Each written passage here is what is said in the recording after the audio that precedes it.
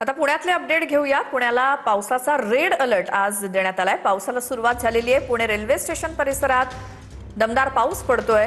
आज पुण्याला पावसाचा रेड अलर्ट देण्यात आलाय। पुणे रेल्वे स्टेशन परिसरातली ही दृश्य, सतत पाऊस सुरू आहे आणि पुढचे 3 दिवस पुण्यासोबतच घाटमाथ्यावर देखील पावसाचा रेड अलर्ट देण्यात आलाय।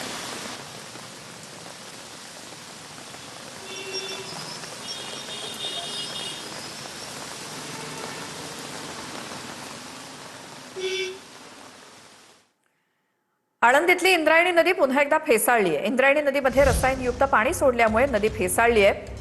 त्यामुळे वारकऱ्यांमधून तीव्र संताप व्यक्त केला जातोय। अवघ्या 4 दिवसांवरती आता संत ज्ञानेश्वर महाराज यांच्या पालखीचं प्रस्थान पंढरपूरकडे होणार आहे आळंदीतनं। त्यामुळे लाखो भाविक आळंदीमध्ये येणार आहेत। त्याआधी इंद्रायणी नदी ही प्रदूषणाच्या विळख्यात सापडली आहे।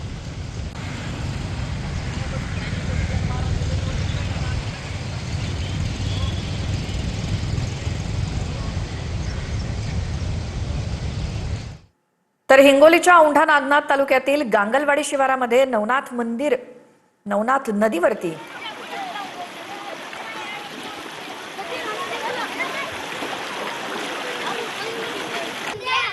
ही नवनाथ नदी आहे। या नदीवरती पूल नाही, त्यामुळे नागरिकांचे हाल होत आहेत। पूल नसल्यामुळे विद्यार्थ्यांना शाळेत जाण्यासाठी जीव धोक्यात घालून याच पाण्यातून प्रवास करण्याची वेळ आली आहे। या नदीच्या पलीकडे 15 ते 20 गावं असल्यामुळे नागरिकांकडून या परिस्थितीसंदर्भात संताप व्यक्त केला जातोय। औंढा नागनाथमध्ये नागनाथ नदीवरती पूल नाही, त्यामुळे विद्यार्थ्यांचे हाल होत आहेत।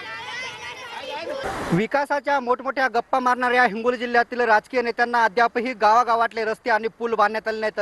त्याचं ताजं आणि जिवंत उदाहरण म्हणजे मी बघतो की आता मी औंढा नागनाथ तालुक्यातील गांगलवाडी शिवारामध्ये आहे। याच गांगलवाडी शिवारामध्ये जे आहे ते ही नागनाथ नदी वाहते आणि याच नागनाथ नदीतून जे आहे ते पूल नसल्यानं विद्यार्थ्यांना जे आहे ते नदीपात्रातून अशा प्रकारे प्रवास करावा लागतो। मात्र अद्यापही या ठिकाणची पूल बांधण्याची मानसिकता जी आहे ते येथील राजकारण्यांना झालेली नाही। बघतो की आपण दिवंगत खासदार राजीव सातव यांनीही या पुलासाठी अतोनात प्रयत्न केले होते, मात्र दुर्दैवानं कुठेतरी त्यांचं निधन झालं आणि त्यांच्या निधनानंतर जे आहे ते या पुलाचा फॉलोअपच बंद झाल्याचं गावकऱ्यांनी सांगितले। कॅमेरामॅन ज्ञानेश्वर वानखेडेसह मी रमेश चेंडके, TV9 मराठी, गांगलवाडी, औंढा नागनाथ, हिंगोली।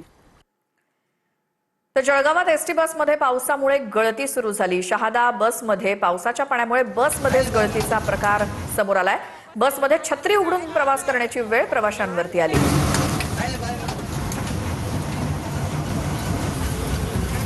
जळगावात एसटी गळत असल्यामुळे छत्री उघडून बसण्याची वेळ या प्रवाशांवरती आली। शहाद्याच्या बसमध्ये पावसाच्या पाण्यामुळे बसमध्ये गळतीचा हा प्रकार। तर भोर ते महाड या मार्गावरील वरंध घाट या रस्त्यावरती दरड कोसळली आहे। दरडीसोबतच माती, दगडासोबतच झाडाझुडपांचा राडारोडा सगळ्या रस्त्यावरती आलाय। त्यामुळे संपूर्ण मार्गावरची वाहतूक सध्या ठप्प आहे। भोरमधनं कोकणाला जोडणारा हा वरंध घाट आणि या वरंध घाटामध्ये पूर्णपणे हे दगडमाती रस्त्यावरती आलेत। रस्ता पूर्णपणे बंद झालेला दिसतोय। पूर्णपणे चिखलाचं साम्राज्य। दरडीसोबतच माती, दगडासोबतच झाडाझुडपांचा सगळा राडारोडा रस्त्यावरती आलाय। संपूर्ण मार्गावरची वाहतूक ठप्प झाली आहे। भोर प्रशासनाचं पथक घटनास्थळी दाखल झालंय।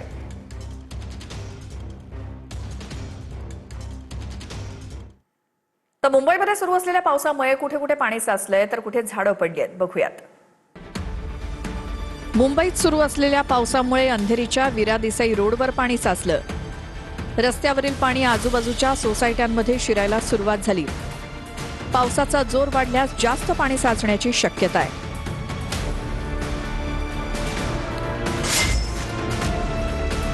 ठाण्यात 12 बंगला परिसरात पाणी साचलंय। सखल भागात पाणी साचायला सुरुवात झाली। महापालिकेच्या वतीनं सक्शन पंप लावण्यात आले। ठाण्यातील बाजारपेठेत पाणी भरण्यास सुरुवात झाली। ठाणे बाजारपेठेत पाणी भरल्यामुळे बाजारपेठेतील व्यापाऱ्यांचं नुकसान झालंय। नालासोपाऱ्यात रात्रभर झालेल्या पावसानं अलायन्स हॉस्पिटलचा रस्ता आजही पाण्याखाली गेला। नालासोपारा पूर्व पश्चिमेला जोडणाऱ्या पुलाखाली पाणी साचलं। तुळिंज रोड आणि स्टेशनकडे जाणाऱ्या रस्त्यावरती पाणी साचलं। भिवंडीत मुसळधार पाऊस झाल्यामुळे सखल भागात पाणी साचलं। भिवंडीत बाजारपेठांमध्ये दुकानांमध्ये गटाराचं पाणी शिरलं। बोरिवलीत रेल्वे रुळावर झाडाची फांदी कोसळली होती. यार्ड लाईन नंबर 2 वर झाडाची फांदी कोसळल्यामुळे रेल्वे मार्ग बंद होता. कर्मचाऱ्यांनी झाडाची फांदी कापून मार्ग मोकळा केला. ठाण्यात सलग दुसऱ्या दिवशी झाड कोसळल्याच्या घटना घडल्या आहेत. ठाण्यात चंदनवाडी परिसरात झाड कोसळलं. चंदनवाडीच्या मुख्य रस्त्यावरती झाड कोसळल्यानं नागरिकांची गैरसोय झाली. पुण्यातील द्रास्तापेठ मंगलमूर्ती चौकात झाड पडलं. सुदैवाने यात कुणीही जखमी झालेलं नाही. अग्निशमन दलाच्या जवानांच्या माध्यमातून झाड हटवण्याचं काम सुरू आहे.